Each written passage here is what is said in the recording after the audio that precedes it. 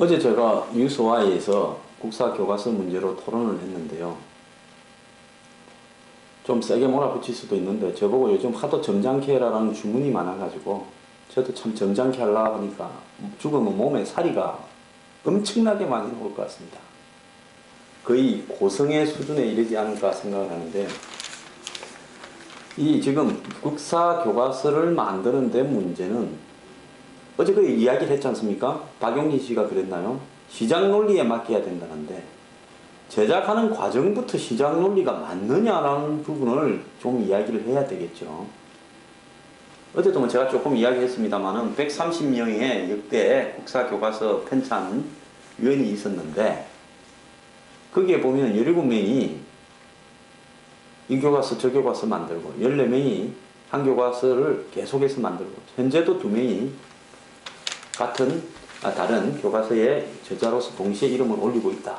이래서 31명이 겹치기를 교과서를 만드는 데 참여했다. 자, 국사 교과서를 만드는 부분에 이 교과서 저 교과서를 만든다든지 계속 반복해서 국사 교과서를 만드는 데 들어가는 것이 옳느냐는 겁니다. 그건 그야말로 다양한, 자기들 말대로 다양한 시각을 가진 국사 교과서를 만들어야 된다라고 이야기를 하지 않습니까? 좌파들은요. 그러면 다양한 시각을 가지도록 만들려면 매번 사람이 바뀌어가지고 해야 다양한 시각이 될 거 아닙니까? 그런데 자기들끼리 진보 좌파 국사연구회라든지 무슨 국사 모임이라든지 이런 걸 엄청나게 많이 만들어가 있어요. 그래가지고 그 모임의 회원들끼리 또 같은 대학교 그런 모임 출신끼리 끼리끼리 돌아가면서 해먹는 게 그게 다양성이고 한마디로 시장 논리입니까? 어떤 데는 그런 말 편하게 갖다 쓰고요. 시장 논리를. 정작 제작 과정에서 시장 논리가 작용하지 않고 수의계약 형태로 되면 끼리끼리 해먹으면 그것이 시장 논리하고 관계가 있습니까? 참고로 오늘 아침에 신문에 좋은 게 나왔대요. 출판사 절반이 이 집필자 중에서 한두 개 대학 출신들이 모여가지고 그냥 집필했다는 겁니다. 니 들어온나 이래가지고 만드는 거죠. 집필자 5명 중 4명이 꽈둥문인 그런 교과서도 있다고 그러거든요. 그래서 진보 좌파의 가르테를 보는 것 같다. 이렇게 지금 이야기를 했습니다. 두산동화 필진 중 5명은 좌파 성향이 한 단체 소속이라. 자, 이게 시장 논리입니까? 이게 다양성입니까? 진짜 다양성을 갖다 존중하려면 집필자의 성격이 보수부터 중도, 좌파, 극우, 극자까지 넣어서 만들어야 다양성이고 시장 논리가 아닙니까? 자, 그리고 시장에 따라서 맡긴다고 한다면 시장 논리에, 즉 이 뭡니까? 수요자의 속성에 맞게 이 교과서를 만드는 과정부터 정말 다양한 시각을 넣어서 만들도록 제작하는 것이 공급자의 원칙 아니겠습니까? 수요만 다양하게 해야 되고 맞춰야 되고 공급자는 지 맘대로 만드는 게 시장 논리입니까? 그래서 말도 안 되는 소리를 하고 있어요. 그런데 내가 토론에 가서 사람 너무 기죽이면 그분도 좀 선거 나가던데, 그래서 그까지 말을 못하는 부분도 좀 있습니다. 양해를 하고.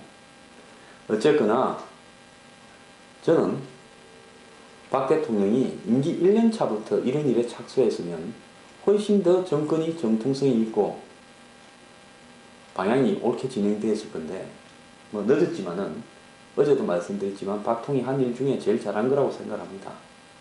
이건 왜 그런가 하면요, 적어도 대한민국에서, 북한과 대치하고 있는 대한민국에서 길이 살아가야 될 젊은 사람들이나 초중고 대학생들이 국사를 똑바로 인식하지 않고 가면요 정말 문제가 생길 수 있습니다. 우리나라요, 솔직히 말하면 비루한 역사도 많지요. 제가 얼마 전에 진비록 관련해서 선조 임금 임진왜란 때 관련 책들을 보고 기가 찼습니다. 이 율곡이 나라가 아니다라고 이야기할 만큼 기가 찬 나라였습니다. 아무것도 제대로 갖춰진 게 없고 탄간오리만 판을 치는 나라였습니다. 그런데 대단한 것은 이런 나라가 그 당시 세계 최강의 무력을 보유했던 일본이나 명나라 사이에 안 죽고 살아남아서 버틴 것도 대단하다라고 인정해야 되는 겁니다. 중국 주변에 있는 70개 민족 중에서 전부 중국에 흡수됐지요. 살아남은 나라가 없어요. 지도를 한번 보십시오. 사막이나 밀림이 있는 베트남하고 중국 사이에는 큰 밀림이 있습니다. 그 라오스, 그 다음에 몽고, 라오스 그 몽고가 아니고 라오스, 그 다음에 버마, 이 사이에도 밀림이 있습니다. 그거부터 절로 가면 뭐가 있습니까? 히말라야 산맥이 있습니다. 거기부터 더 서쪽으로 뭐 카자흐스탄, 우즈베키스탄, 타지크스탄 이쪽은 뭡니까? 실크로드라고 그것도 사막같이 엄청난 초원입니다. 그리고 북쪽으로는 뭡니까? 고비 사막, 몽고. 그거는 어떤 자연지형 지물의 험난한 경계가 중국의 국경이 된 거예요. 더 가서 지배해봤자 비효율적이라서 안 넘어가는 거죠. 그 당시에 기술로는. 그러면 거기에서 유일하게 중국에 포함 안 되고 남아있는 땅덩어리가 요 한반도 구석에 조금 남아있는 거 아닙니까? 한국어로요. 그 압록강, 두만강을 경계로 해가지고. 정말 대단한 일 아닙니까? 압록강, 두만강이야. 그 강 넘는 거는 다른 어떤 중국의 자연적 험난한 지형지물에 비해서 일도 아닌 거죠. 근데 이게 중국에 포함 안 되고 삼국시대부터 고려, 조선시대까지 해서 살아남아서 또 일본에 의해서 합방까지 됐다가 어쨌거나 해방이 되어가지고 현재 GNP로 세계 뭐 12, 11위 가는 나라가 됐다는 것은요. 정말 대단한 일입니다. 그래서 자랑스러운 역사가 아니더라도 살아남았다는 것만으로도 충분히 존경받을 만한 역사고 이런 힘을 가지고 지금 닥치고 있는 양극화라든지 고실업, 장기불황 이런 문제를 또 이기고 나가야 될 거 아닙니까? 근데 과거의 역사를 전부 비아냥거리면서 고작 가짜 김성주겠죠. 25살에 먼 놈의 한경북도 갑산까지 내려와가지고 뭐 일본 주재소를 습격해서 어쩌고 저쩌고 해가 그 보천보 전투가 뭐라고 그런 거 올리면요. 그 정도의 항일투쟁은 교과서에 올릴 게 한 300개쯤 됩니다. 그런 거를 갖다가 4개 교과서에 올려놓고 이런 어떤 사람들이요. 나라를 이렇게 가르쳐버리면 그래서 남한의 건국부터가 잘못된 거다. 한마디로 임시정부의 정통성을 이어받지도 않은 부패한 이승만이 정적들을 총으로 제거하고 친일파들을 등용해가지고 독립정부를 수립해서 북한을 따돌렸다. 근데 북한은 농지개혁도 하고 철저하게 토지개혁도 해서 한마디로 좋은 사회를 만들었지만은 남한은 그때부터 친일이라는 부분을 청산하지 않고 그 세력들이 그대로 한국의 지도부로 와서 친일파 박정희가 또 대통령까지 되면서 인권을 탄압하고 자유를 유린하면서 독재를 했다. 비록 경제가 좀 성장했는지 몰라도 그 폐해가 너무 컸고 그 다음에 또 군인 둘이가 덜 앉았다. 요까지가 역사 아닙니까? 그리고 군부 정권의 연장으로 YS가 좀 해먹었다. 그래서 DJ나 노무현이 대통령이 되고 난 뒤에 역사가 비로소 민주화되었고 정상으로 돌아갔다. 그래서 북한 부분에 대해서는 약간의 폐단도 있지만 인권 문제나 이런 거 이야기도 안 합니다. 세습이나 이런 데서 약간의 폐단은 있지만 정통성이 오히려 북한에 있을 수 있다. 이런 식으로 암시하고 있는 거 아닙니까? 그래서 좌파 진영은요. 한국의 역사를 보는 것이 친일이냐 반일이냐 가지고만 이야기하는 겁니다. 그리고 나머지 역사를 다 비루한 걸로 취급을 하죠. 과거의 역사도요. 그래서 이 사람들은요. 이건 역사가 아니라 소설가들입니다.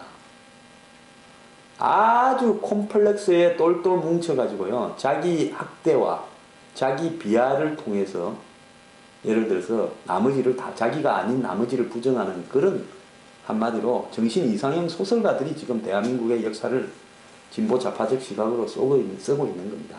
그렇기 때문에 이 부분은요. 대한민국의 장래가 생존하기 위해서는 반드시 단일한 국정교과서를 통해 가지고 가르쳐야 되고요. 이제는 이 교과서가 변경이 되지 않기 위해서라도 정권 재창출을 위해서 노력해야 되는 겁니다. 우리 보수 세력들이 건전하다면요.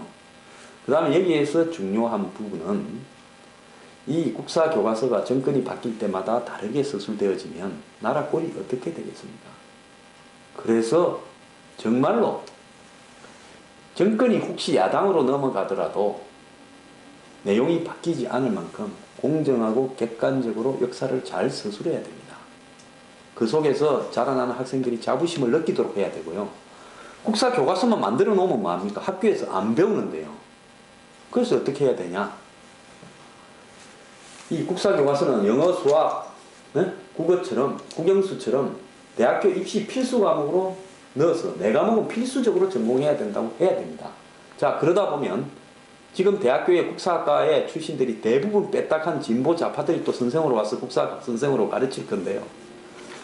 이 국사 선생에 대한 채용에 있어서도 국가관을 반드시 저는 봐야 된다고 봅니다.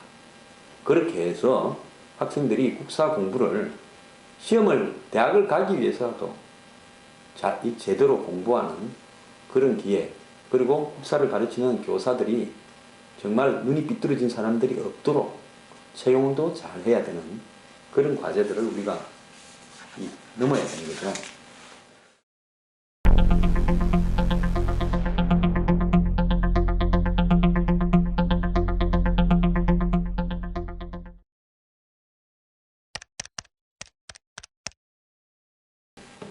통진당 출신들이요, 총선이 다가오니까 재창당을 하려고 합니다. 그래서 일부는 역풍을 맞으니까 무소속으로 출마해서 성과가 있으면 그때 창당하자 이런 세력도 있고, 아니다, 창당을 해서 정정당당하게 또 통진당의 가치를 들고 싸우자, 이런 이야기도 있다는데요. 대단한 것은 당이 해산됐더라도 같은 구성원들이 다른 이름 다른 강령만 내세운다면 창당을 막을 수단이 없으니까 해보자라는 것이 지금 대세랍니다.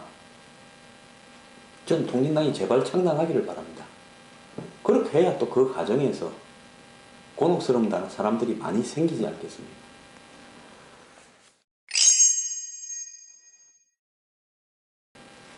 반기문 유엔 사무총장이 지난 9월 3일 날 중국의 열병식에 참가했다가 그 다음날 시간이 남아서 그런지 중국 태산, 우리나라 시조에도 나오지 않습니까? 태산이 높다 됨 하늘 아래 메이로다. 그 중국의 태산은요, 그야말로 산동성에 있는데, 이 중국에서 큰 국가의 패권을 가지려고 하는 야심 있는 사람이 태산에 오르면 반드시 올라야 된다. 그것도 태산에 올랐을 때 비가 와야 대권의 꿈을, 대업을 이룰 수 있다. 이렇게 되어 있습니다. 2002년에 대선 주자이기도 했고, 이 청와대 비서실장도 지냈고, 민주당 대표에 있었던 김중근, 저도 그분 잘 압니다. 실장은 태산에 올랐는데 덥기만 하고 비가 안 왔어요. 그래서 상당히 서운한 표정으로 내려갔다. 그리고 2006년에는 손학규 경기지사가 또 태산에 올랐는데 비가 오지 않았답니다. 그래서 태산에 오를 때는 일기예보를 다 알아보고 비가 오를 만한 날에 골라서 올라서 태산 꼭대기에 올랐을 때쯤 비가 딱 내리면 그거야말로 대권에 가까이 가는 거다, 이렇게 이야기를 하는데요. 근데 말만 태산이지, 태산이요 해발이 1545m, 우리나라 무슨 5대산 정도나 될까 모르겠습니다. 그런데 높이를 떠나가지고 자우한 태산은 중국의 역대 왕조나 이런 부분에 황제들이 다 제사도 지냈고 전설이 많은 그런 어떤 명산이라고 합니다. 근데 반기문 총장이 태산에 올랐는데 비가 좀 왔던 모양이에요. 그래서 태산에 올랐을 때 비가 오면 천하를 얻는다 이러는데, 이 김대중 전 대통령이 야당 총재이던 96년에 산동선 태산에 올랐는데 비가 왔답니다. 그래서 숙소에 들어와가지고 입이 이렇게 기에 걸렸다 합니다. 그래서 반 총장도 비가 와서 엄청 좋아할 것 같은데요. 그런데 엊그제 보니까 유엔 의장을 했던 분이 부패로 관련돼가 미국 FBI 등의 조사를 받고 있다. 사무총장 말고도 의장이 1년 단위로 별도로 뽑습니다. 유엔이 부패로 시끄럽다 이러는데 머리 아픈데 이분 태산 올라가는 거 보니까 비까지 왔으니 다음 대선에는 나올 가능성은 새누리당 안에 정리만 잘 되면 100%다. 저는 그렇게 보고 있습니다.